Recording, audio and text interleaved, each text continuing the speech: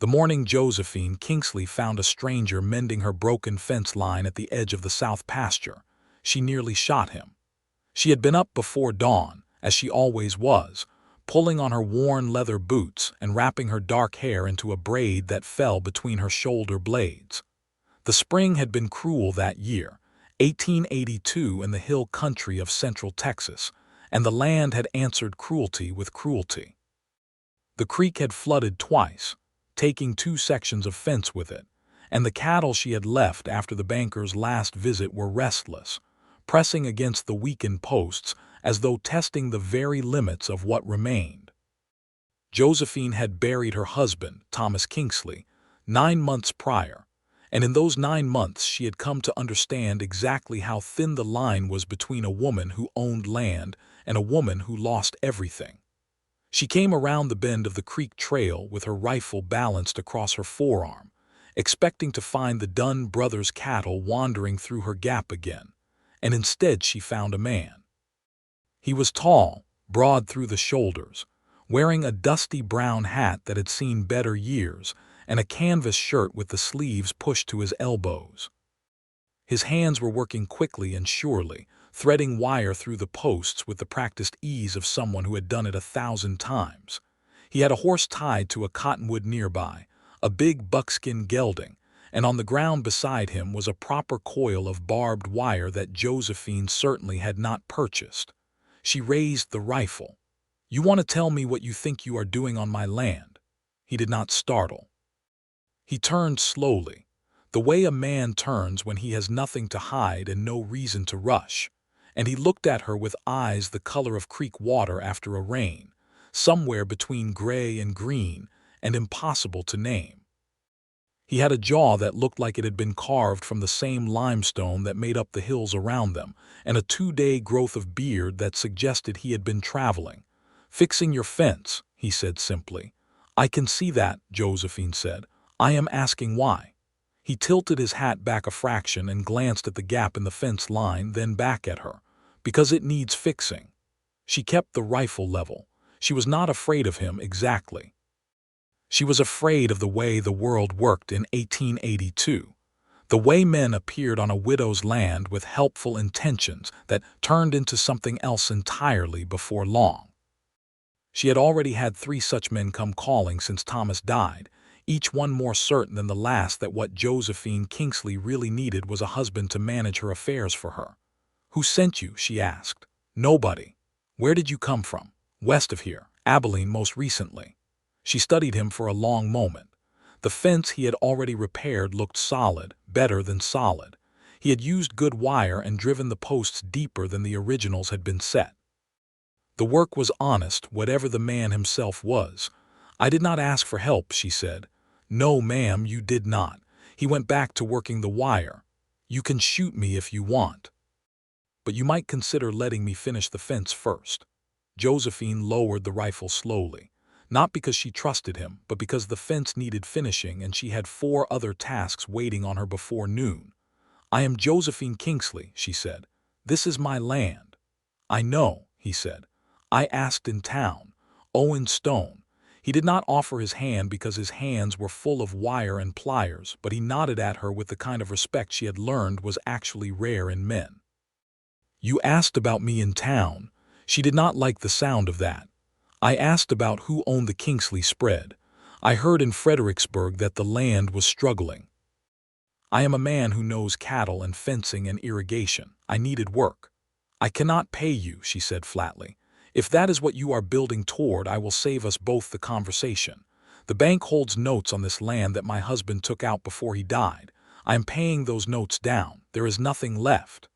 Owen Stone looked at her then, really looked, and she had the uncomfortable sensation of being read the way a man reads a letter, not with judgment, with attention. "I did not ask for pay," he said. Josephine blinked. "Everyone asks for pay." "Not everyone." He turned back to the fence. She stood there a moment longer, the morning light stretching gold across the hill country grasses, the cattle lowing somewhere behind her, her list of chores growing longer with every second she spent standing in a pasture arguing with a stranger. Then she turned and walked back toward the house, and she told herself she would figure out what Owen Stone wanted before the day was out. She did not figure it out that day or the next. He was back at sunup the second morning, this time in the far east pasture, where the creek crossing had washed out and left a muddy mess that made it nearly impossible to move cattle from one field to the next. He had brought lumber. She did not know where he had gotten it. He was building a proper crossing, laying planks and sinking supports with a methodical patience that made her stand in the field longer than she meant to, watching his hands move. Her daughter Clara wandered up beside her. Clara was 7 years old and had her father's dark eyes and her mother's stubborn chin, and she had inherited neither parent's inclination toward silence. "Who is that man, Mama?" "His name is Mr. Stone," Josephine said. "Why is he building us a bridge?" "That is an excellent question." Clara watched him for a moment with the frank assessment of a 7-year-old. "He is very big," she said. "Clara, well, he is." She cupped her hands around her mouth. "Hello, Mr. Stone." Owen Stone looked up from his work and smiled, and the smile was genuine and warm and completely transformed his face from something merely striking into something that made Josephine's chest do a thing she was not prepared to acknowledge. "Morning," he said to Clara. "Are you going to stay and work here?" Clara called. "Clara," Josephine said more firmly, but Owen Stone was already answering. "For a while, if your mother does not object." Clara looked at her mother. Josephine looked at the half-built creek crossing that they desperately needed, then at the 2 rotting fence sections she had noticed this morning, then at the chicken coop roof that had developed a leak during the last storm. "For a while," she said finally, and walked back to the house feeling as though she had agreed to something much larger than those 3 words contained. Owen Stone set up camp at the edge of the Kingsley property, in a stand of live oaks near the small barn that Thomas had built and never quite finished. He slept in his bedroll under the trees, kept his buckskin gelding, whose name turned out to be Peck, in the barn, and appeared each morning at first light to work. He did not knock on the house door. He did not ask Josephine what needed doing. He simply looked at the land with those creekwater eyes and found the next thing that required attention. He repaired the south fence. He completed the creek crossing. He cleared the irrigation ditch that had silted in during the winter and was now useless to the small kitchen garden that sat behind the house. He patched the chicken coop roof with a skill that suggested he had done roofing work somewhere in his past. He was not a man of limited talents. What he was, Josephine was beginning to understand, was a man of limited words. He spoke when spoken to, answered questions directly and without embellishment, and otherwise let the work speak for him. In the evenings, she sometimes saw him sitting outside the barn with a small fire, reading by firelight. She could not see the book from the house. She was not looking exactly. On the 6th day of his self-appointed labor, she brought him a plate of supper. She told herself it was practicality. A man working this hard needed food, and she had cooked more than she and Clara could eat. She carried the plate out to the barn and set it on the crate he used as a table outside his camp. He looked up from the book, and she saw that it was a volume of Tennyson. That surprised her enough that she said so. "You read Tennyson?" He seemed slightly embarrassed in the contained way men got embarrassed when you caught them at something tender. "My mother," he said simply. "She liked poetry. I picked up the habit." Josephine sat down on the fence rail, which she had not intended to do. "Where is your mother now?" "Gone, 8 years ago." He set the book aside and picked up the fork. "This smells like heaven," he said, and there was something so honest about the way he said it, the simple, uncomplicated pleasure of a man who had been eating trail food, that she found herself almost smiling. "It is just beans and salt pork," she said. "Then you make it better than anyone I have eaten beans and salt pork from." He ate in silence for a moment, and she sat on the fence in the cooling evening air and watched the lightning bugs beginning to appear in the tall grass near the creek. "You were in Abilene," she said. It came out as neither a question nor a statement, somewhere in between. "Before that, Dodge City. Before that, a ranch outside Santa Fe." He chased a piece of salt pork around the plate. "I have been moving for a while." Moving away from something or toward something. He considered that with the seriousness he seemed to apply to most things. "I have been asking myself that same question," he said. She did not press him. She climbed down from the fence, took the empty plate when he offered it back with a quiet thank you, and walked back to the house in the summer evening light. And she spent the better part of an hour standing at the kitchen window not thinking about Owen Stone, or so she told herself. The summer of 1882 in the Texas Hill Country was a summer of heat and beauty and hard work that seemed to have no bottom. The days stretched long and golden, and Owen Stone worked through all of them. There was something almost hypnotic about watching a man work with that kind of focused dedication, and Josephine, who was herself no stranger to hard work, found it impossible not to notice. She rose every morning and made her own rounds of the property, checking on the cattle, the garden, the chickens, the water situation, keeping the accounts in the ledger that showed more red than black no matter how carefully she wrote the numbers. The neighbors noticed, of course. They always did. Cora Whitfield, who owned the neighboring property to the north with her husband Bert, and who had been Josephine's closest friend since they were girls, arrived on the 10th day of Owen's presence with a basket of cornbread and eyes sharp with curiosity. She sat at Josephine's kitchen table and ate cornbread and watched Josephine's face with the focused attention of a woman who knew exactly what she was looking for. "People in town are talking," Cora said. "People in town are always talking," Josephine said. She was kneading bread at the counter and she did not turn around. "They are saying you have a man living on your property, a drifter, a man nobody knows." "A man nobody knows yet," Josephine said. "He is Owen Stone from Abilene. He is not living on the property exactly. He is camping at the edge of it." She pressed her palms into the dough. "And he is working." "Working for free," Cora said. "Josephine, you know what people will assume. People can assume what they like." She turned around then and her expression was clear and firm. "He has done more for this land in 10 days than I have been able to do in 9 months, Cora. The south fence is whole. The creek crossing works. My irrigation ditch is running. I do not have the luxury of worrying about what people assume when my cattle need water." Cora softened slightly. "He could be dangerous. He reads Tennyson," Josephine said, and then felt foolish for saying it. Cora stared at her. Then slowly the most knowing smile Josephine had ever despised appeared on her friend's face. "Does he?" "That is not what I meant." "Of course not."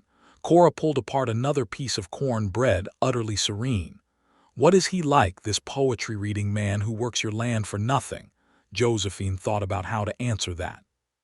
She thought about the way Owen Stone worked with his whole body, the unhurried sureness of his movements. She thought about the way he had smiled at Clara, easy and genuine. She thought about the Creekwater eyes that looked at things with the same steady attention he gave to everything, including her. "Quiet," she said finally. "He is very quiet." The question she could not stop turning over, however, was the one she still had not gotten a straight answer to. Every evening when she brought his supper out, she tried a different approach. She asked him about his past. She asked him about what he planned to do when the summer ended. She asked him why he had really come to the Kingsley land. He answered the questions that had answers, and deflected the ones that touched on his reasons, the way water deflects off a stone. On the 22nd day she asked him directly. She had brought out supper, which was roasted chicken, and she sat on the fence and watched him eat, and then she said, "I need to ask you something, and I need you to answer me honestly." He looked at her over the plate. "I have not been dishonest with you. I know, but you have been incomplete." She held his gaze. "Why are you doing this? Why are you here, working this land for no pay, for no stated reason? It does not make sense to me, and I do not trust things that do not make sense." Owen Stone set the plate down on the crate. He was quiet for a long moment, the kind of quiet that was not avoidance but thought, the kind of quiet she was beginning to recognize as his particular way of taking things seriously. The evening sounds wrapped around them, the creek, the cicadas beginning their summer chorus, Clara's voice drifting from somewhere inside the house where she was doing the thing she called reading, but which mostly involved looking at the pictures in the almanac. "You will see," he said. She waited for more. There was no more. "That is not an answer," she said. "It is the best answer I have right now," he said, and he picked up his plate and his fork and went back to eating, and the certainty in his voice was such that Josephine found herself accepting it, or at least accepting that she was not going to get anything more satisfying tonight, and she climbed down from the fence and went inside. You will see. She turned it over in her mind for days. Clara, for her part, had adopted Owen Stone with the wholehearted simplicity of a 7-year-old who did not overthink things. She appeared at his work sites throughout the day, offering observations and occasionally attempting to help. He accepted the observations seriously and found her appropriate things to do, small tasks like holding the end of a measuring string or handing him nails, one at a time, with great ceremony. Josephine watched this from a distance and felt something complicated move through her chest. Thomas had been a good man. She wanted to be clear about that, at least to herself, even in the privacy of her own thoughts. He had been a decent husband, not demonstrative but not unkind, and he had loved Clara in the straightforward way of a man who was not comfortable with tenderness, but tried to show up reliably. His death from a fever in the autumn of 1881 had left her bereft in practical ways, buried in debt ways, and alone in a way that she had not fully examined, because examining it felt like a luxury she could not afford. But watching Owen Stone crouch down to Clara's level to answer some question the girl had asked him, watching the patience on his face, and the delight on her daughter's, Josephine felt the shape of what she had been missing in a way that was almost unbearable. She went back inside and took the feeling apart and put it neatly away and went back to the ledger. 3 weeks into the summer, trouble arrived in the form of Hector Dunn. Hector Dunn was the elder of the Dunn brothers, who owned the large spread to the east. He was in his mid-40s, gone thick and red-faced, with a tendency to speak too loudly, and a history of letting his cattle drift across property lines that Josephine had been managing since before Thomas died. He rode up to the house on a Thursday morning with 2 of his ranch hands behind him and positioned himself on his horse in the way men sometimes did when they wanted to remind you that they were on a horse and you were standing on the ground. "Morning, Mrs. Kingsley," he said, and the way he said Mrs. always made her feel he was mocking the title. "Mr. Dunn." She stood on the porch with her arms crossed. "I see you have had some fence work done." He looked toward the south pasture where Owen's work was visible. "Good, that gap was becoming a nuisance." "It was a nuisance to me as well," she said, "since your cattle kept coming through it." He showed his teeth, which he apparently thought was a smile. "Well, that is the past. I wanted to speak to you about the future, actually. I have been thinking it might be time to revisit the conversation about buying out the eastern section. That pasture borders my best water access. I could make you a fair offer." "I am not selling," she said. "Mrs. Kingsley, let us be sensible. You are a woman alone running a cattle operation. The bank note Thomas took out, I am managing the bank note. You have a drifter fixing your fences," Hector Dunn said, and he said the word drifter with a particular weight that made it mean something other than what it was. "That does not say to me that things are being managed." "Good morning, Mr. Dunn." She made it clear the conversation was finished. He did not move his horse. "The offer will not stay open forever. I did not ask it to." He looked at her for a long moment, the red face gone a little redder, and then he wheeled his horse and rode away with his ranch hands trailing behind. Josephine stood on the porch until she could no longer hear the hoofbeats, and then she let out the breath she had been holding. From the corner of the barn, Owen Stone appeared. He had been working inside it, she knew, reinforcing the loft floor that had gone soft in one section. He had heard clearly. He came toward her with that unhurried walk and stopped at the bottom of the porch steps. "How long has he been after the eastern pasture?" he asked. 2 years, she said. He started asking before Thomas was even cold. Owen's jaw tightened in a way that was subtle but visible. "He will come back. He always comes back." She rubbed her forehead. "But the land is not his to have, and I intend to keep it that way." He looked at her for a moment with those gray-green eyes, and then he said, "You will," and went back to the barn. and the simple certainty of it settled in her chest like something solid. July arrived, and with it came the full force of a Texas summer, the kind of heat that pressed down on the land like a hand, that made the air above the road shimmer and turned the creek slower and more golden. Owen Stone worked through all of it, rising with the first birds and working until the light was fully gone, and in the evenings Josephine brought supper and they sat in the cooling air and talked. They talked more now. The conversation had opened up in the way conversations do, when two people stop being careful and start being honest. He told her about Santa Fe, about the large cattle operation he had worked on for 3 years under a man named Hargrove who ran a good outfit. He told her about Abilene in its boom years, the cattle drives coming up the Kisham Trail, the noise and the money, and the particular wildness of a cow town at its peak. He told her about a winter he had spent in the mountains of New Mexico during a blizzard that lasted 3 weeks, with a trapper and a dog whose name he had never learned, just a big yellow dog that had appeared at the door and eaten everything they offered, and kept them from going entirely mad with isolation. She told him things too. She told him about growing up in Austin, the daughter of a schoolteacher, and a woman who had come from Virginia with opinions about embroidery that she had not managed to pass on to Josephine. She told him about meeting Thomas at a cattle auction, of all the unromantic places, and about the first years of the marriage that had been hard in the way early years always were, two people learning the shape of each other. She told him about the years here in the hill country, the slow love she had grown for this land, the way it looked in every season, the way the bluebonnets came up in April and turned the fields into something that seemed impossible. She did not tell him about the loneliness. She did not have to. He was a person who understood loneliness in the same way he understood fence repair, as a problem that required practical attention and would not be solved by looking away from it.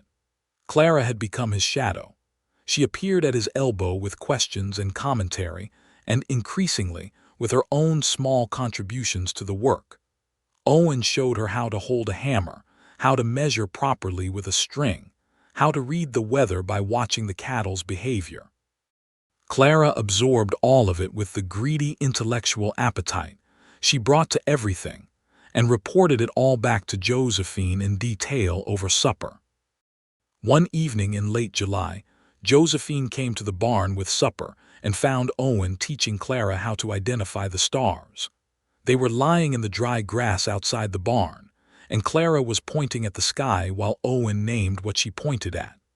The Milky Way was out in full, spread across the hill country sky, the way it only appeared when you were this far from town lights.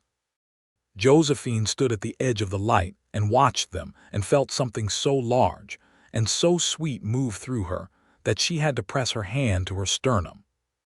She made a sound when she came forward, so they would hear her, and Clara bounced up immediately to tell her about Scorpius and the Big Dipper with the exhaustive enthusiasm of someone who has just learned something wonderful. Owen sat up from the grass and brushed himself off and took the plate with his quiet thank you, and when Clara pulled Josephine down to the grass to see where Scorpius was, Josephine looked over her daughter's head and found Owen watching her with an expression she could not quite read in the firelight, something careful and warm and contained. She looked away first. In August, the cattle got sick. It started with 2 animals in the north pasture, a listless quality that Josephine noticed and mentioned to Owen over supper on a Tuesday. By Thursday, there were 6 more showing the same signs. By Saturday, it was clear they were dealing with something serious, a disease moving through the herd. Owen examined the animals with the eye of a man who knew cattle deeply and called it what it was, a bacterial infection, likely from a section of the creek where some debris had dammed up and stagnated the water. He had seen it before in New Mexico, and he knew what could be done and what could not. They worked together for the first time as a true team, side by side rather than him working and her managing the house and the books. She held animals while he treated them. He cleared the dam in the creek while she moved the cattle away from the contaminated section. They worked through 2 days and nights in a pattern of focused exhaustion that left no room for anything but the work.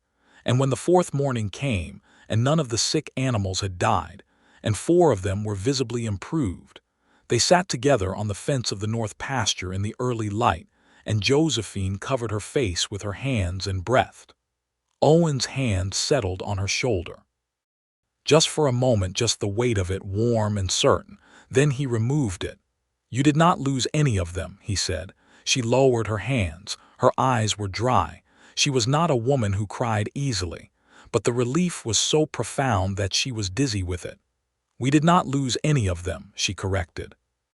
He said nothing, just looked at the cattle in the morning light with a satisfaction that was quiet and deep. And she thought in that moment that she understood something about Owen Stone that she had not fully grasped before. He was not a man who worked because he needed something in return, or because he was building towards something, or because he was performing goodness for an audience. He worked because he cared. About the land, about the animals, about the people who depended on both. It was as simple and as rare as that. She thought about "you will see," and she began, very slowly, to see. 2 days after the cattle crisis, Hector Dunn came back. This time he came alone, which was different from before, and he came in the late afternoon when the light was long and warm and Josephine was coming in from the garden with a basket of tomatoes. He stopped his horse at the edge of the yard and looked at her with an expression that had changed since his first visit. The bluster was still there, but underneath it was something sharper. "Your man has been repairing the fence along our shared property line," he said. "He moved 3 of the markers." Josephine set the basket down. "He moved the markers to where they should be," she said. "The original survey is on file at the county seat. You can check it if you like. I am telling you those markers were moved from where they have been for 10 years. And I am telling you that where they have been for 10 years is not where the survey says they should be." She looked at him steadily. "Your cattle have been eating Kingsley grass for a decade, Mr. Dunn. I have been too busy keeping this land alive to fight about it. But the markers are now where they belong." Hector Dunn's face went through a series of expressions that all arrived at the same destination, a cold, calculating anger. "You need to be careful, Mrs. Kingsley, about what battles you pick." "I think you should leave," Owen Stone said. He had appeared from the barn and she had not heard him come, but there he was, standing a few feet to her right, his arms loose at his sides, his posture easy in the way that was more warning than any tension could be. Hector Dunn looked at him with the assessment men used when they were deciding whether they were truly willing to escalate something. Owen Stone looked back with gray-green eyes that were perfectly calm and made absolutely no promises. "This is between me and the widow," Dunn said. "Mrs. Kingsley," Owen said, "not the widow, and whatever is between you is over for today." The moment stretched. A hawk called somewhere above the south pasture. The buckskin gelding in the barn shifted and stamped once. Then Hector Dunn turned his horse and rode away, and Josephine was very glad he did, because she had been clenching her hands so hard at her sides that her knuckles had gone white. "Thank you," she said quietly. Owen nodded. "He will try something legal next," he said. "The land survey, he will dispute it. You should have your documentation ready." She looked at him. "How do you know these things?" "I have seen men like him before." He picked up a coil of wire he had apparently been carrying when he came out of the barn. "The bully who wraps himself in a business proposition." "I have the documentation," she said. "Thomas was meticulous about the survey records. It is all in the deed box." "Good." He started back toward the barn and then stopped. "You should not have to fight this alone." She opened her mouth to say something about fighting alone being the position she had been in for 9 months, but he had already kept walking, and maybe that was the point he was making anyway. That night she could not sleep. The August heat pressed through the window she had left open, and the sounds of the hill country surrounded her, the distant calling of an owl, the creek murmuring its endless conversation, the cattle settling in the north pasture. She lay in the darkness and thought about Hector Dunn's cold eyes, and she thought about the cattle crisis, and she thought about Owen Stone's hand on her shoulder for one careful moment, and she thought about you will see. She got up and went to the kitchen and sat at the table with a glass of water and the account ledger, not because the ledger needed reviewing at midnight, but because numbers were concrete and concrete things were useful when your mind was spiraling. She did the math she had done many times before. The bank note, the cattle value, the seasonal income, the costs. She was closer to even than she had been in February. The fence repairs alone had prevented further cattle losses that would have set her back significantly. The creek crossing had made moving cattle between pastures possible again, which improved their conditioning and their value. The irrigation ditch had saved the kitchen garden, which kept her food costs down. She sat with the numbers and admitted, quietly, alone in her kitchen at midnight, that Owen Stone had materially changed the situation of this land. She was going to make the October note payment to the bank without selling anything.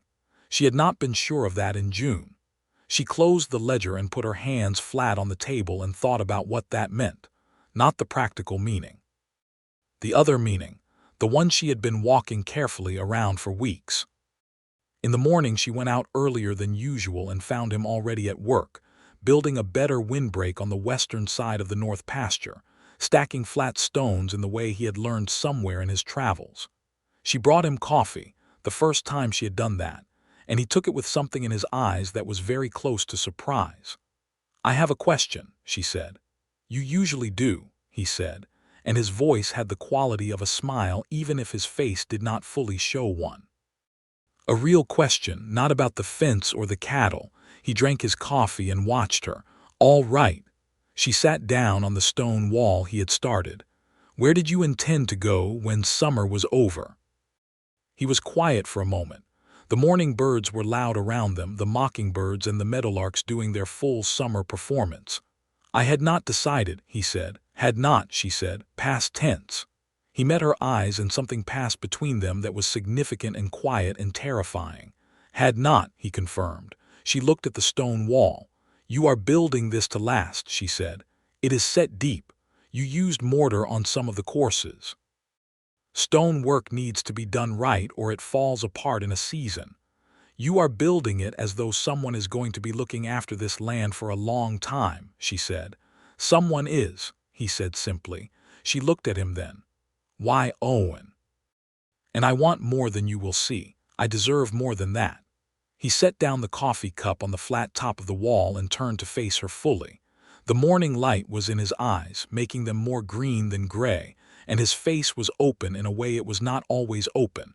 The careful containment he usually wore had come down a little. "I heard about this land in Fredericksburg," he said. "I told you that. What I did not tell you is what I heard. I heard about a woman running a cattle operation alone after her husband died, keeping the creditors off, keeping the stock healthy, keeping the whole thing together through sheer will in a year when most people would have sold and moved into town. And I thought that is a person worth knowing. That is a piece of land worth working." He paused. "And then I got here and I met you." The birds were very loud in the silence after he stopped speaking. "And," she said, "and I knew I was not going anywhere," he said. "I just had not figured out how to say that without presuming something I had no right to presume." Josephine sat on the stone wall in the August morning and looked at Owen Stone, who had worked her land all summer for nothing, who had fixed her fences and rebuilt her creek crossing and saved her cattle and scared off Hector Dunn and taught her daughter the names of the stars. And she understood, finally, what she was going to see. "You are not presuming," she said. He looked at her for a long moment and something shifted in his face, something that had been held carefully released, and it made him look younger and more vulnerable and more himself. "I am glad to hear that," he said. "I have been afraid," she said, "because it seemed important to be honest. This land is everything. Clara is everything. I cannot afford to be wrong about a person." "I know," he said. "I am not saying I have been right about you," she said. "I am saying that I think you might be the kind of person worth finding out if I am right about." He was quiet for a long moment, and then he picked up his coffee cup and turned back to the stone wall, and he said, without looking at her, "I think you are exactly right." She sat on the wall a while longer in the morning light, with the birds and the creek sounds and the cattle lowing in the distance, and she felt something she had not felt in a very long time, the particular sensation of the world being larger and better than it had appeared the day before. September came soft and golden, the heat breaking in early mornings and late evenings, the hill country turning amber at the edges the way it did before autumn arrived in earnest. The work on the Kingsley land was not done. It never would be entirely done. Land did not work that way. But the most urgent things had been addressed, and what remained was the steady ongoing labor of maintenance and preparation for winter. Something had changed between Owen Stone and Josephine Kingsley after the morning of the stone wall conversation, though it would have been difficult to point to any single moment or gesture and call it the thing that changed. They were simply different with each other. There was less careful distance, less managed formality.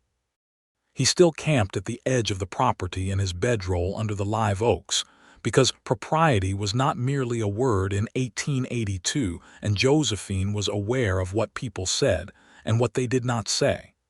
But in the evenings when she brought supper out, they sat together for longer. The conversations went deeper.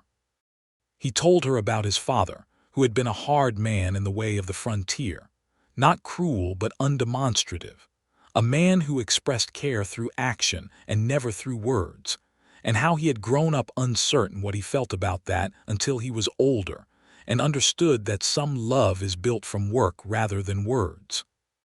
She thought about the fence and the stone wall and the creek crossing and did not say anything, just listened.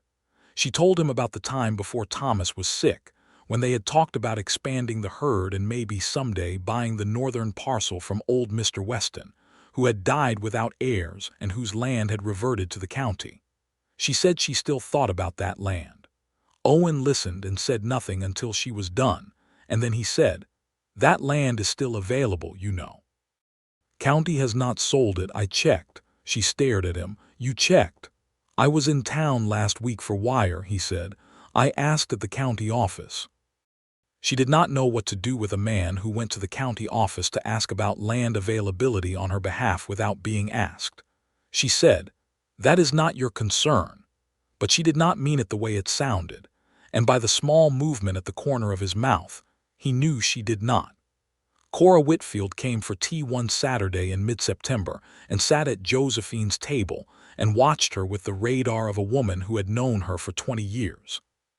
Clara was outside somewhere near the barn, her delighted voice drifting through the open kitchen window. "You are different," Cora said. "I am tired," Josephine said. "It has been a long summer." "You are not tired different. You are something else." Cora stirred her tea. "He is still here. He is still here." "The whole summer," Cora said. "Bert said he saw Owen Stone in town at Haverson's Hardware, said he carried himself like a man who knew where he was going." "Bert should mind his own business," Josephine said. "Bert has been minding his own business for 23 years, which is why I am the one who comes over here and says the things." Cora set down her spoon. "Josephine, are you in love with this man?" The kitchen was very quiet. Outside, Clara was explaining something to presumably Owen with the involved logic of a child who has given a subject serious consideration. Josephine looked at her tea. "I think I might be getting there," she said, which was the most honest thing she had said out loud to another person all summer. Cora made a sound that was entirely satisfied. "Good," she said, "because you deserve something good." Josephine looked at her friend. "It is not simple. He has no land, no roots here, no reason that he could not leave come spring." "Has he given you any reason to think he would?" She thought about the stone wall built to last. She thought about "you will see" and what she had since come to understand about those 3 words. "No," she said. "He has given me every reason to think the opposite." "Then perhaps," Cora said gently, "you should trust that." The evening after Cora's visit, Josephine went out to bring supper later than usual, delayed by Clara's bath and bedtime routine, which had become more elaborate since Clara had decided that she needed to discuss everything she had learned that day before she could sleep.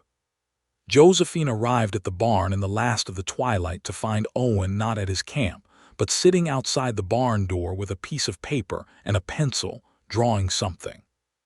She sat beside him and looked, and was surprised to see a drawing of the Kingsley property, rendered with considerable skill, the buildings in their correct positions, the fence lines, the creek, the pastures, but also suggested additions drawn with lighter lines.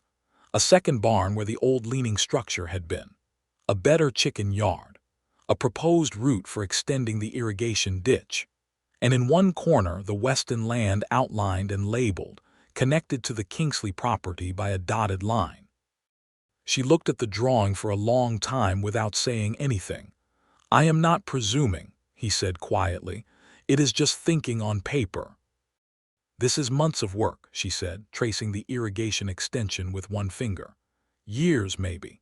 Good work does not come fast," he said. She looked at him, his profile in the last light, the honest work-roughened hands holding the drawing with care, and she felt the thing she had been carefully building walls around all summer overflow those walls quite suddenly, and she said, "Owen." He looked at her. "I want you to stay," she said. "Not just for the summer, not just for what the land needs. I want you to stay." He looked at her for a long time, with those eyes that she had come to feel she could read like text, and what she read in them was something that had been waiting to be said for months.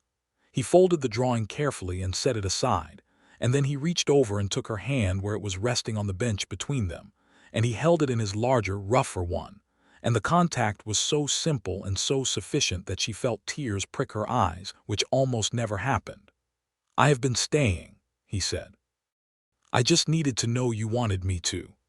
Clara appeared in the doorway of the house then, having gotten out of bed on some pretext or another, and called out, "Mama, Mr. Stone." "Are you looking at stars again?" Owen released her hand slowly, and they both looked toward the house where Clara was a small silhouette in the lighted doorway. And Josephine called back, "Get back to bed, Clara Jane." And Owen made the contained sound that was his version of a laugh, low and real, and Josephine laughed too, helplessly, because some moments were too full to be only tender. October arrived with its sharp mornings and its golden afternoons, and the due date of the bank note that Josephine had been building toward all summer. She drove into Fredericksburg on a Wednesday with the payment in an envelope, leaving Clara with Cora Whitfield and Owen at the property to begin the work of preparing the south pasture for the winter grazing rotation. She sat across from Mr. Alderman at the First Guarantee Bank, and she slid the envelope across his desk, and she watched his face when he counted it. He was not pleased, and he showed that displeasure in small ways, the raised eyebrows, the careful examination of each bill as though expecting counterfeits, the pointed remark about the necessity of continued payments. "The note will be retired," Josephine said. "I expect to make the final payment no later than spring of next year." Mr. Alderman looked at her over his spectacles. "That would be considerably ahead of schedule, Mrs. Kingsley." "It would," she said pleasantly. "You have had assistance, I hear." He said it as though assistance were a mildly disreputable thing. "I have run my operation efficiently," she said, and stood and retrieved the payment receipt and left, and she breathed the outside air deeply on the way to the wagon and felt, for the first time since Thomas died, as though the ground under her feet was solid. She was halfway home when she stopped the wagon at the top of the hill that overlooked the Kingsley land, the place where the road dipped down and you could see the whole property spread out below in the October light, the patchwork of pastures, the thread of the creek, the solid buildings, the repaired fences running straight and true. She sat in the wagon and looked at it for a long moment. From this distance she could see Owen in the south pasture, a small figure against the golden grass, working steadily, moving with that characteristic unhurried purpose. Even from here she knew him by the way he moved. She thought about the fact that this land, which had been on the edge of loss as recently as June, was now secure enough that she had just made a bank payment that would lead to the note being retired in spring. She thought about what he had given to make that possible, not money, not connection, not clever business sense, just himself. His knowledge, his labor, his time, his presence. You will see. She did see now. She saw it all from the top of the hill in the October light, and it was so much larger than a fence repair or a creek crossing. It was a future. She shook the reins and drove the wagon down the hill. Hector Dunn made one final move in October, as Owen had predicted he would. He filed a legal challenge to the boundary survey with the county, claiming the Kingsley fence line encroached on his property. The notice arrived by post, and Josephine spread it on the kitchen table and looked at it with her hand flat on the paper. Owen came in and looked at it with her. He had been in the house more frequently now, for meals, for evening conversations, and it had become natural in a way that Josephine no longer examined. Clara set an extra plate without being asked. "He will lose," Owen said. "The original survey is clear." "Legal processes cost money," Josephine said, "even when you are right." "I know a surveyor," he said. "A good one. Name is Calhoun, based in San Antonio. I worked with him on a property dispute in '79. He is thorough and his fee is reasonable." She looked at him. "You know a surveyor?" "I have been a lot of places," he said. "You accumulate useful people." She reached across the table and touched his arm just for a moment, the way she had learned to do, these brief, genuine touches that said what she was still building words for. "Write to your surveyor," she said, "Mr." Calhoun arrived in late October, a precise little man with a magnificent mustache and instruments that he handled with the care of a surgeon, and he spent 2 days walking the boundary line between the Kingsley and Dunn properties with his equipment and his careful measurements. And he produced a report that so thoroughly confirmed the original Kingsley survey that Hector Dunn's legal challenge collapsed before it fully formed. The county clerk sent a notice. The boundary markers stayed where Owen had placed them. The matter was closed. Josephine had not seen Hector Dunn in person since the encounter in the yard, and she did not expect to see him in a conciliatory way anytime soon. But the legal closure of the matter was enough. The eastern pasture was hers. The boundary was confirmed. The land was whole.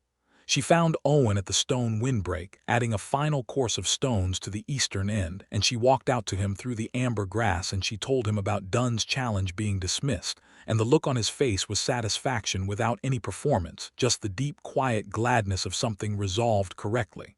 "Good," he said. "Your surveyor was exceptional. He always is." She stood beside him looking at the stone wall, which was indeed built to last. It was beautiful in its way, the flat stones fitted together with care, the mortar between them already weathered slightly in the weeks since it had been laid, looking as though it belonged here, as though it had always been here. "I owe you something," she said.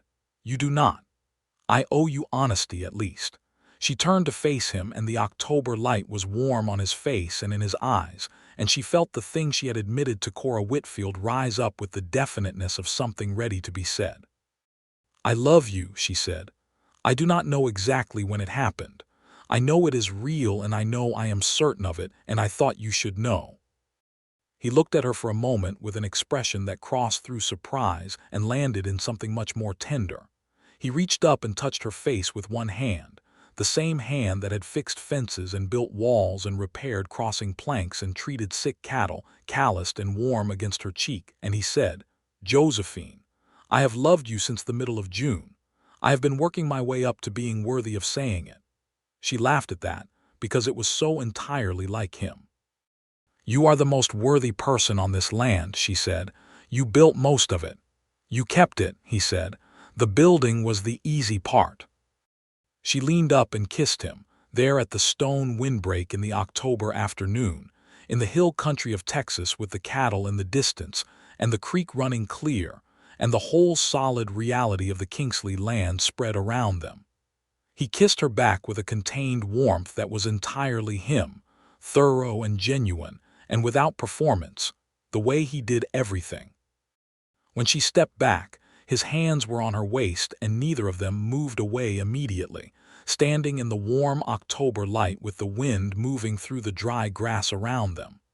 "Clara is going to be unbearably smug," Josephine said. "Clara has been expecting this since the first week," he said. "She told me in July." Josephine stared at him. "She told you." She said, and I am quoting exactly, that her mother kept finding reasons to come out to the barn. Josephine closed her eyes briefly. She is 7 years old. She is very observant, Owen said, with a contained laugh. The question of what came next was one that they approached with the seriousness it deserved. Owen had been at the Kingsley property for nearly 5 months. He was not a guest anymore, had not been a guest for a long time in any real sense. But the practical and social realities of 1882 required address, and Owen, who thought in practical terms, addressed them directly. He asked to speak with Josephine one evening in November after Clara had gone to bed, and he sat across the kitchen table from her with the kind of formality that meant something important was coming, and he said, "I would like to ask you to marry me. I want to say that clearly and directly, because you have told me you do not trust things that do not make sense, and I want this to make sense." She looked at him across the table with the lamplight between them. "Go on," she said. "I have saved money," he said. 3 years with Hargrove in Santa Fe was good pay, and I spent almost none of it. It is in a bank in Abilene. I can bring it here. It will not retire the bank note on its own, but with what you have already paid, it will go a good way toward it. More importantly, I know this land now. I know what it needs and what it can do. I would like to stay and build it if you will have me." "You are making a business proposal," she said. "I am making a life proposal," he said. "The business part is just so you know I am thinking straight." She looked at him for a long time. The lamp flame was steady between them. "Owen Stone," she said. "You worked my land all summer for nothing. You treated my cattle when they were sick. You faced down Hector Dunn. You taught my daughter the names of the stars. You kissed me at the stone wall in October." She paused. "What made you think I needed a business proposal to say yes?" He looked at her, and the careful, contained expression broke open into something so unguarded and warm that she felt it in her chest like a bell struck clear. "Yes," he said. "Yes," she said. "Obviously, yes." He reached across the table and took her hand, and they stayed like that in the lamplight for a long time, not speaking much, not needing to. The way people who are entirely sure of something can afford to be quiet about it. They were married in December, the week before Christmas, in the small Lutheran church in Fredericksburg, where Josephine had attended services since moving to the hill country. Cora Whitfield stood with Josephine and wept cheerful tears the entire ceremony, while Bert Whitfield stood with Owen and looked on with the benevolent approval of a man who has never worried about his wife's judgment. Clara was flower girl, and took the role with a gravity and ceremony that made everyone in attendance smile. The minister was the Reverend Mueller, a broad-shouldered German-descended man who had been in the hill country almost as long as the hills themselves, and he performed the ceremony in his particular mix of English and German that had become beloved to his congregation. And when he arrived at the end and Owen put the plain gold band on Josephine's finger, she felt the solidity of it with a clarity that ran all the way through her. There was a dinner at the church afterward, because Cora had organized it, and Cora organized things the way forces of nature organize things, thoroughly and without asking permission. Half the county seemed to have come, people Josephine had known for years who brought food and good wishes, and several people who had traveled from Fredericksburg to express their regard. Old Mr. Haverson from the hardware store came and shook Owen's hand with the approval of a man who has sold a lot of wire to a person and therefore knows something about their character. Clara danced with everyone who would dance with her, and eventually fell asleep in the corner on a pile of coats with her flower girl crown slightly askew, and Owen carried her home in the dark December night and put her to bed, and Josephine stood in the doorway watching him tuck the blanket around her daughter's sleeping form, and could not find words adequate to what she felt. Owen straightened up and came out of the room, and in the doorway of Clara's room in their house on their land on their first night as husband and wife, he looked at Josephine, and she looked at him, and whatever it is that passes between two people who have chosen each other with full knowledge and full certainty passed between them, warm and complete, and without any shadow. The spring of 1883 came and found the Kingsley Stone land in a shape it had not been in for years. Owen had used a portion of the Abilene savings to acquire the western parcel from the county, the land Josephine had talked about on the summer evening when she told him about her plans for the future. It extended their operation significantly northward and gave them access to a better water source in dry months. They expanded the herd by 12 head, bringing the operation to a scale that made genuine economic sense. He also built the second barn, working through January and February in the cold with Bert Whitfield's occasional help and the assistance of 2 hands they had hired for the season. It went up solid and straight with a good roof and proper ventilation, and when it was finished, Josephine stood back and looked at the property from the top of the hill the way she had that October afternoon, and the addition of the new barn changed the whole scale of things, making it look like what it was, a real working cattle operation, solid and established, built to last. The banknote was retired in April. Mr. Alderman at the First Guarantee Bank received the final payment with an expression of surprise that he did not entirely manage to conceal, and Josephine received the satisfied paper in return with a steadiness that contained all the months of work and worry that had led to this moment. She rode home and gave the paper to Owen, and he looked at it and then looked at her and said nothing, just folded it carefully and put it in the deed box with the survey documents and the other records of this land, where it belonged. The land was theirs truly, without caveat. Hector Dunn had, after the failure of his legal challenge, retreated into a sullen distance that Josephine was entirely comfortable with.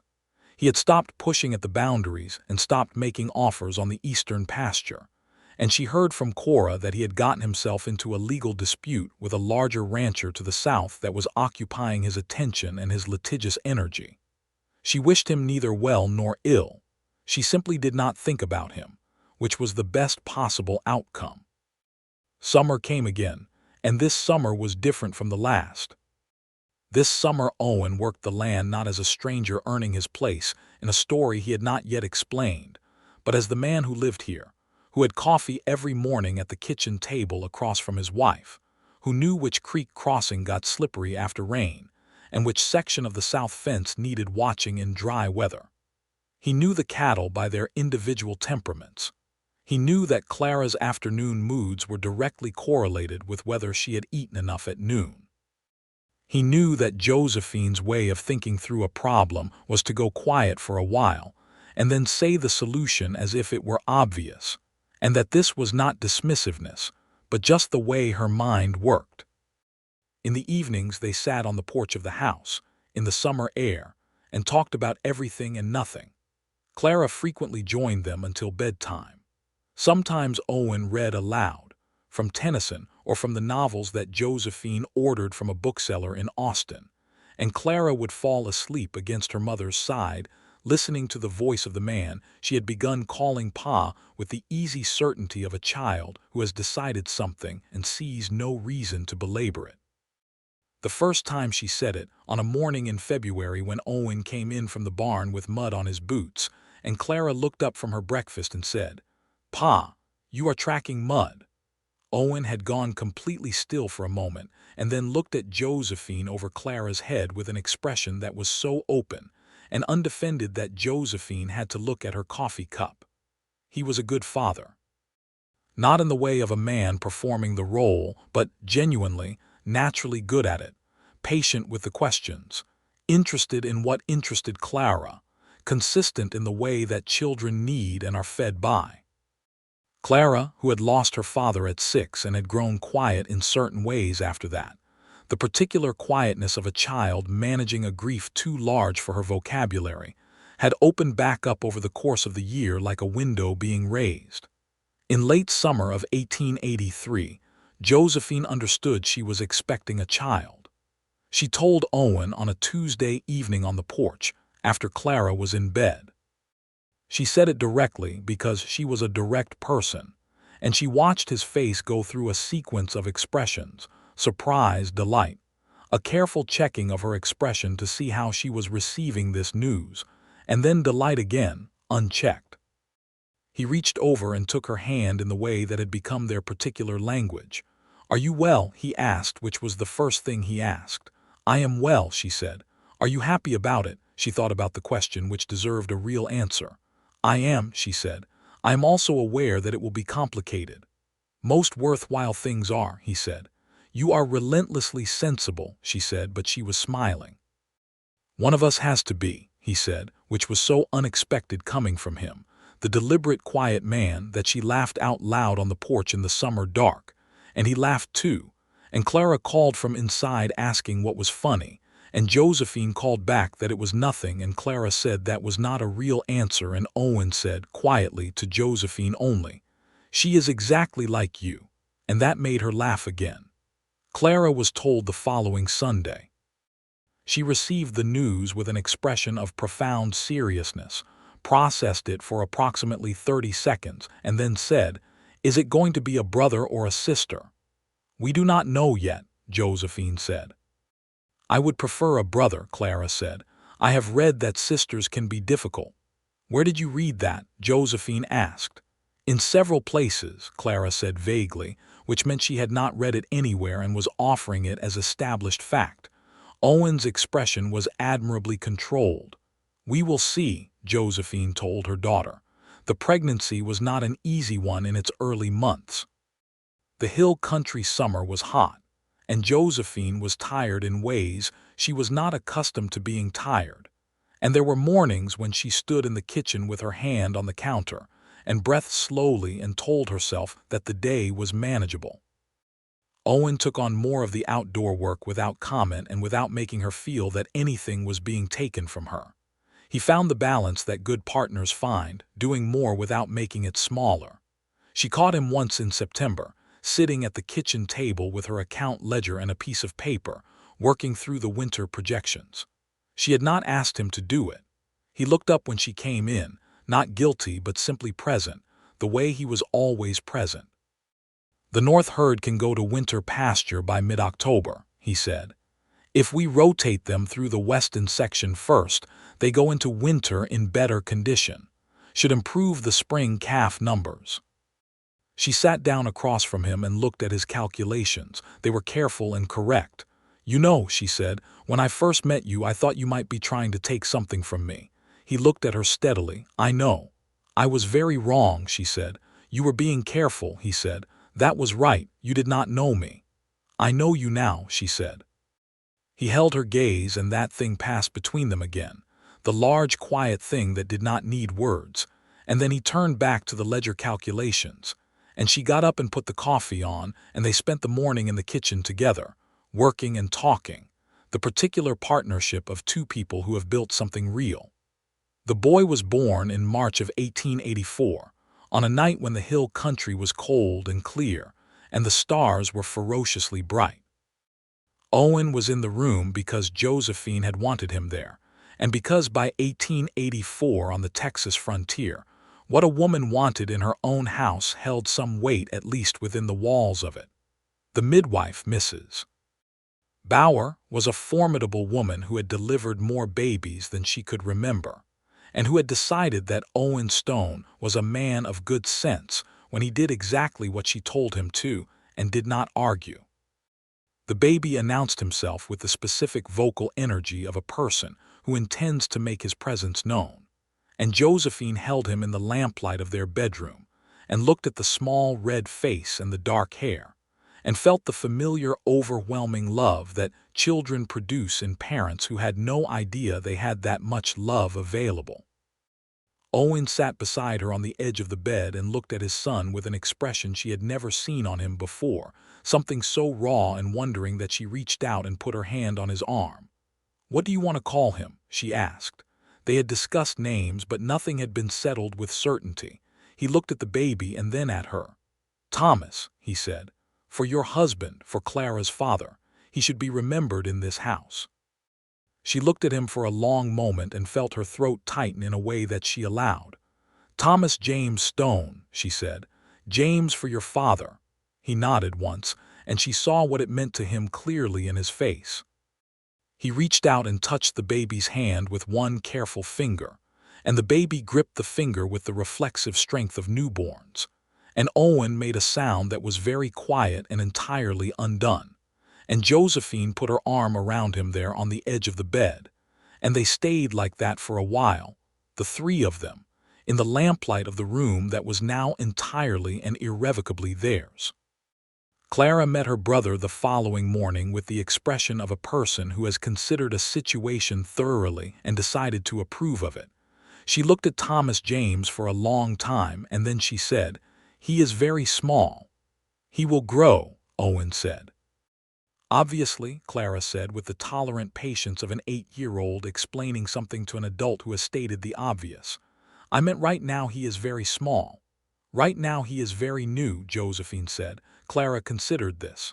"Hello, Thomas," she said to the baby formally as though introducing herself.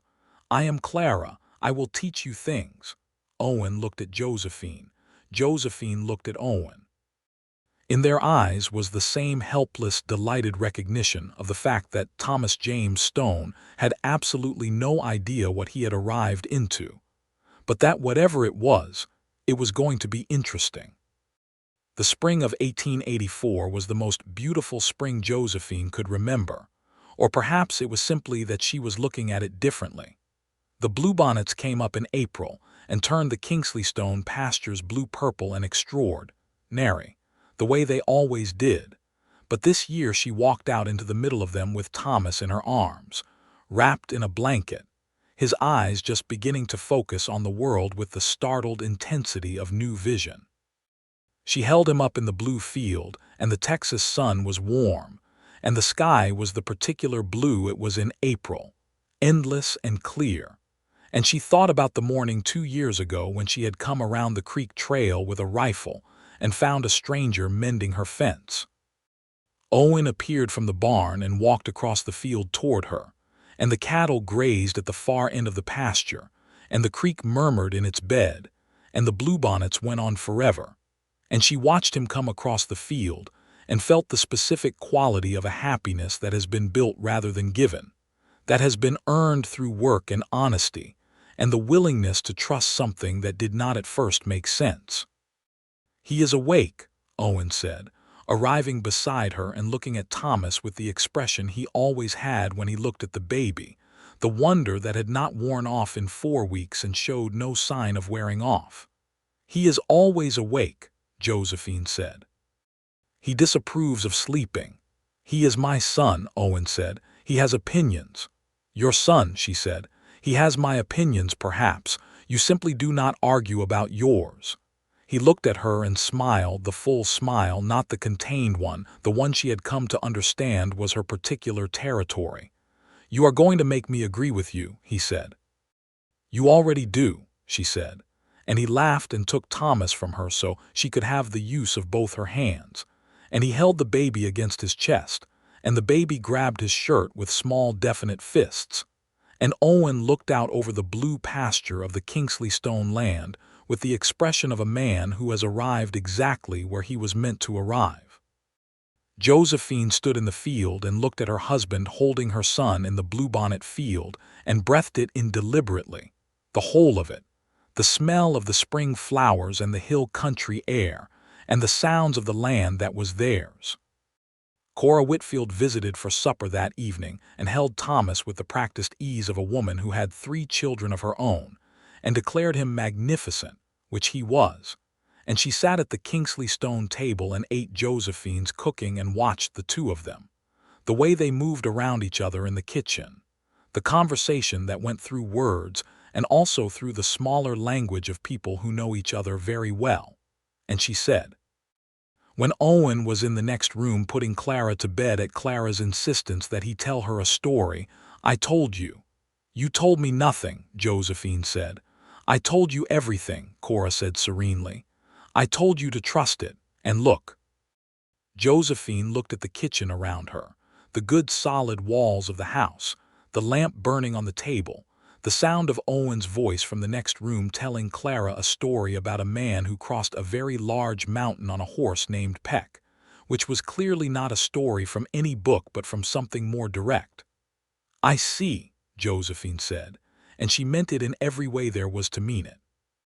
5 years on from that summer when a stranger appeared at the south fence, the Kingsley Stone operation was one of the better-regarded cattle spreads in that part of the hill country. The herd had grown to a size that made good financial sense. The western parcel was fully integrated and productive. The stone windbreak stood against the western wind exactly as Owen had built it to stand, and would likely still be standing long after both of them were gone.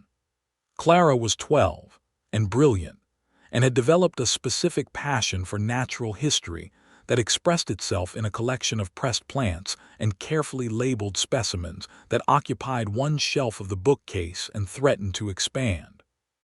Owen had ordered her a proper natural history text from the bookseller in Austin, and she had read it in 3 days and demanded another. Thomas was 3 and absolutely certain of himself, moving through the world with a confidence that was going to be either magnificent or exhausting depending on the day. Owen Stone was 36 years old, and the hills of central Texas had worked their way into him the way they work into a person who stays, who chooses to stay, season after season, learning the particular character of a land. He knew this land the way he knew the people on it, thoroughly and with affection. He knew where the first wildflowers came each March. He knew which section of fence needed attention every winter. He knew the way the sky looked before a storm came up from the south. He knew his wife in the way that only comes from years of real presence, from choosing each other in the daily, ordinary, specific way that is love not as a feeling, but as a practice. There were hard years after that first summer.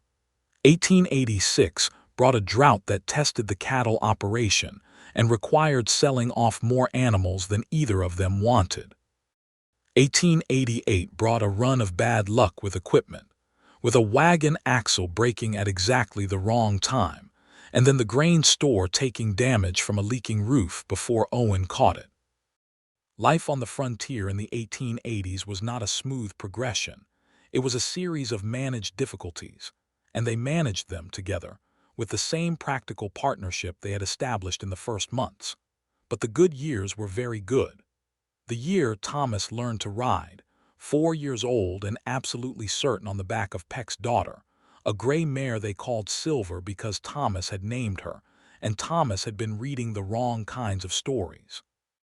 The year Clara went to the school in Fredericksburg and came home every Friday on the wagon with Owen, who had timed his supply runs to match her schedule without telling anyone he had done so. The year that Josephine and Cora and several other women in the county organized a petition to the county regarding the road conditions between the homesteads and the town, and the road was improved the following spring, which Cora declared a victory for strategic persistence, and Josephine declared a victory for being willing to be the kind of woman who sends 6 letters and does not apologize for any of them. On an evening in September of 1889, 7 years after the summer Owen Stone appeared at the south fence with a coil of wire and no stated reason, Josephine sat on the porch of the house she had kept, and the husband she had found, and watched the sun go down over the hill country in its particular spectacular September way, all gold and rose, and the blue shadow of the hills going long across the grass. Thomas was asleep inside. Clara was at a friend's house in town for the week. The property was quiet, in the settled evening way of a working place at rest. Owen came out of the barn and washed up at the pump and came to the porch and sat in the chair beside her, and the evening surrounded them with its September sounds and smells and light. "You know," Josephine said after a while, "when you said you will see, the first time I asked you why you were here." He looked at her. "I remember. I want you to know that what I see is more than I knew to look for," she said, "when I asked the question." He was quiet for a moment in the particular way that meant he was taking something seriously. The light on the hills was turning rose. "What do you see?" he asked. She looked out over the land. The south fence, rebuilt and whole. The creek crossing, solid after 7 years. The stone windbreak against the western sky. The 2 barns. The whole working reality of a place that was alive and solid and built to endure. Then she looked at him, at the face she knew now as well as she knew her own, the gray-green eyes in the September light, the steady hands, the man who had showed up for every single day of the 7 years since she had first pointed a rifle at him at the south fence. "Everything," she said. He took her hand, the way he had since October of 1882, the same gesture complete in itself. The sun went down over the Texas hills and the first stars came out, and the cicadas began their evening chorus, and Josephine Kingsley Stone sat on the porch of her land with her husband's hand in hers and the door open behind her, and everything she needed inside and around her, solid and real and entirely, irreversibly hers. The night settled around the Kingsley Stone place, as it settled every night, over the south fence and the stone wall and the creek running clear, and the 2 barns standing square against the hill country dark, over the sleeping children and the planted fields, and the whole good shape of a life built from work and honesty, and the particular kind of love that does not announce itself until it has already become everything. The stars came out in full over the Texas hills, the same stars Owen had taught Clara to name in the summer grass 7 years ago, Scorpius and the Dipper and the broad river of the Milky Way, all of them still there, still exactly where they were supposed to be. Some things, built well and tended faithfully, last.